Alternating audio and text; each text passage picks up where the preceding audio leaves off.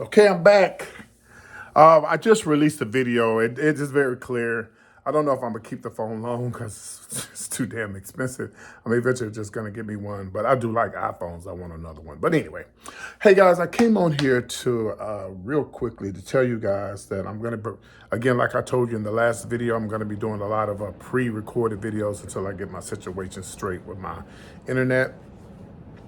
But I came on here also to tell you guys that today is World AIDS Day. Today is the day that we remember those gay and straight, black and white, and all races who have been affected by HIV, which turns into AIDS. And I just posted something on my Facebook page on my family side, and I said, I remember when I was 20, 19, and 20, even earlier than that, and I kept hearing this thing about this cancer, that gay men are getting cancer. And I was shaking in my boots. I was so scared. I'm like, what is this cancer that's going around? And I was like, man, oh God, please don't let this cancer get me. But I was not, what's the word? I wasn't exempt from getting HIV because I was living a life like everybody else was. And so, I'm gonna get through this video, y'all. I promise you I ain't gonna cry. I'm gonna hold it in because I wanna tell y'all something. So, I would see my friends on a Monday. They'd be gone on a Tuesday. I see my friends one week, they'd be gone the next week. And I'm talking younger than me. Just imagine if I was in my 20s, they was like 17 to 18 and 19 probably, because HIV does not it does not discriminate against your age, your color, none of that. And what's sad is there's some people who are still thinking that it's a gay disease or believe it's because of the gays that we have HIV. No, we don't know where it came from. We don't know. All I know is that I'm grateful and I'm so thankful for this day. World AIDS Day is something that I'm so glad that they came up with a date. To me, every day is World AIDS Day because I think about my friends through the years who passed away from HIV and AIDS, and they're no longer here with me. And I remember one time my friend Curtis, may he rest in peace. I remember when Curtis was not wanting to take his medication. And I used to tell Curtis, I said, child, you got all this medicine up under this bed. You need to take these pills. But a lot of people back then didn't want to take the pills. It's so many people are so blessed and lucky. I won't say lucky, but so blessed now to be able to take one pill a day. People who are living with HIV now, some people get shots and they good to go. So I don't know what Curtis felt like because I wasn't taking pills. So I don't know what it felt like for him to take all of it. He had bottles and bottles of pills up under his bed. And I said, Curtis, you got to take your pills, baby. They make me sick. And I remember being in the hospital with my friend Curtis in Fort Worth, Texas. And I remember the doctors telling him, there's nothing else we can do.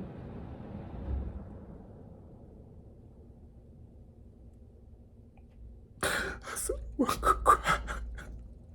I said, I wasn't gonna cry. I said, I wasn't gonna cry. I said, I wasn't gonna cry. They said there was nothing else we could do. Because I can't judge Curtis because I didn't have to. I wasn't taking pills. I wasn't HIV positive. I didn't know what it felt like to be in his situation. So I couldn't be mad at him if he didn't want to take the pills or anybody else or any of my other friends. And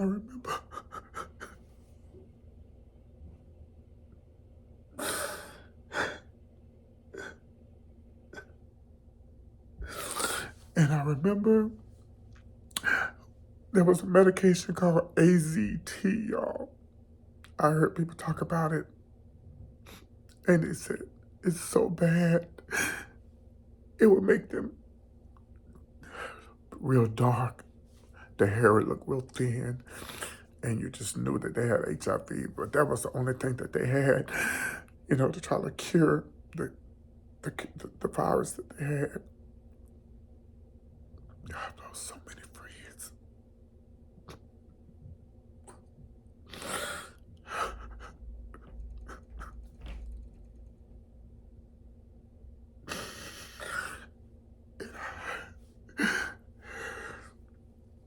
And I thank God for covering me. I thank God for covering me and allowing me to still be here. Because I was no better than they were. I'm still not. I'm just human like anybody else.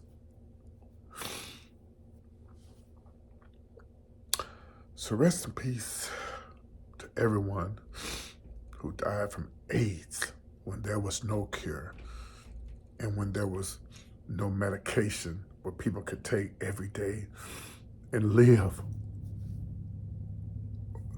So the reason why I'm sharing this video with y'all is because I want to encourage everybody out there living with HIV.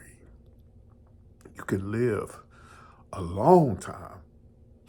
Magic Johnson is a prime example, You can live a long time. And I also want to say to the youth out there, my gay youth, please stop having unprotected sex. I know, but I know it feels good. I know it. That's what straights and gays.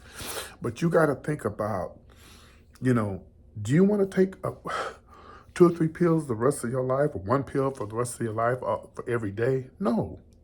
Well, it's gotten better now. You can take a shot. Girl, sit down. You don't want to do that either. And I know it's hard. Y'all, because I'm not perfect. I'd be lying to you if I tell you I've never had unprotected sex. But now that things are better for HIV and AIDS, take care of yourself. Take your medication. If you're doing drugs, you're wasting your time by taking your medication. A lot of my friends died because they were doing drugs and messing with their kidneys and stuff. All this stuff is mixed up with, your kidneys, if they ain't functioning right, it doesn't matter how much medication you're taking, you're going to die. So I want to encourage everybody who's living with HIV, and trust me, I know for a fact there's some people watching me who are heterosexual, who has HIV. I'm praying that you continue living a healthy and prosperous life and know that you can live a long time. I believe they got the cure, child. They just don't want to give it. Hello? I really believe there's a cure out there, but until then, guys, continue taking your medication and continue being positive and continue helping other people. That's one thing I am so glad I can sit right here and say in my little living room. I'm so glad that through the years, God has blessed me to be in a position where I worked in the HIV and AIDS services, where I was able to help people. That was so important to me than doing a show and getting the cash out.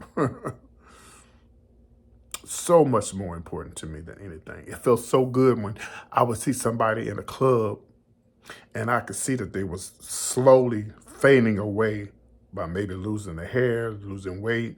And I would walk up to them and say, hey, let's talk in private. Call me on the phone. I'm gonna come over to your house. You come over to my house. Let's have a conversation. Because see, even though I worked in the field, a lot of people weren't gonna come to the building where we worked at.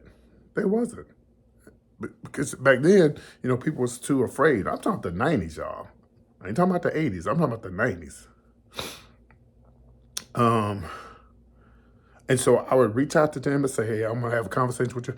I'm so glad God put me in a position, even though I was working in the clubs, be it with me working in the clubs, a good friend of mine opened up an HIV and AIDS services, and he used me to host the shows and stuff. And so when I was in that position, I ended up getting involved with them and helping people. You know what I'm saying? So God just put me there to be where I needed to be, to help people, not just with laughter and song, but also with their life and their health. He put me in that position because a lot of people looked up to me back then. And I'm glad I was able to help, even though some people thought, well, because I'm on the mic and I'm crazy, I'm messy, But people who really knew me and knew my heart knows I would never tell anyone's personal business. They know I wouldn't discuss anybody else's business with them. And that was that, because my mother didn't, my parents didn't raise me like that. And I know if you have a heart, if you have God in your heart, Jesus, whatever you believe in, you can't go around telling everybody business. I had to talk to this guy. I had to talk to this young man the other day in my hometown. He was talking about somebody had, I heard they got the package. Oh, what, they got an early Christmas gift? Well, what kind of package are you talking about, baby? This little baby ain't even 21 yet. I said, let me tell you something. Let me school you about something. I said, first of all, that's not how you talk about it. Aren't you gay? All right. Aren't you having sex? Yeah, but I'm having I'm having protected sex. Well, that's okay. Well, you can get it. You can still might be able to get HIV. Okay? The condom is not 100%, baby. And you may tell me that you ain't slept, boo-boo. But I've been there. I know you probably didn't slip somewhere down the line, boo-boo. And it don't take but one time. So I had to educate him and not dog him out, not, beat him up. Just tell him, don't do that to people. Don't tell other people's business.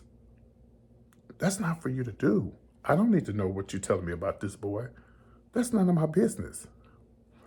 And I told him, and even though you say that, you was attracted to the guy and you don't want to be with him because he got the package, you could be in a relationship with a guy who has HIV. There's a lot of people in relationships with people who have HIV. Magic Johnson and his wife, there you go. He's like, oh, I'm so sorry. You have to be taught. You didn't know, young man. You didn't know, So I'm glad I was able to share this with you guys. Sorry for crying. Y'all know I get really emotional. But I think about all of my friends who have gone on and all the people. Let me tell y'all this quick story. I remember one time I seen this guy downtown Houston, y'all.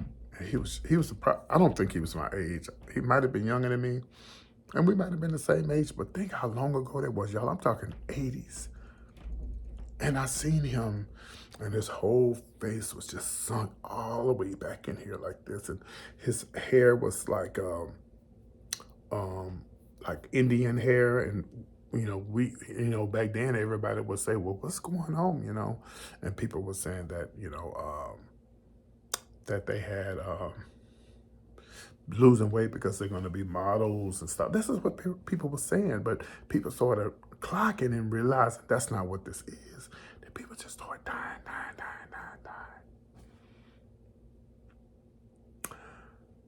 And to still be here, to still educate, and to tell people what they need to do to live a long time. It's just to do what you're supposed to do. It's no different than a diabetic. You can't be a diabetic, boo-boo, drinking and cocktailing and doing drugs every day. I had a good friend, well, I won't say a good friend of mine. He was more like my son. He was a diabetic. On top of having HIV, and he would just not stop partying. The HIV didn't kill him. He was a diabetic, and he had to have a drink. So we destine our lives most of the time on where we're going to go. What's funny to me is when people say, girl, in the gay community or in the straight community, girl, he got that shit. Girl, he got that shit. Girl, he got HIV. Girl, that is not a read, honey. Anyway, that is not a read to say somebody got HIV. You're setting yourself up because you may have it. I remember back in the days, there used to be people would be back there reading for, oh, she got HIV, she got HIV, she got HIV. And honey, they died before they did. Yeah. Because they thought they were invincible. They didn't think they could get it. No one know where it came from, and no one know how they was gonna get it. So anyway, I'm done with this World AIDS Day video. I love you guys. Thank you so much for tuning in, and I love you all. See you soon. Oh, and thank you for liking the videos. I know it's really clear and crisp. So I can't wait to do my first show on here. Love y'all. Happy Thursday. Today's Thursday. Yeah, happy Thursday. Love y'all. Or it's today Wednesday. Whatever it is. Happy day, whatever it is. I love y'all. Take care. Bye.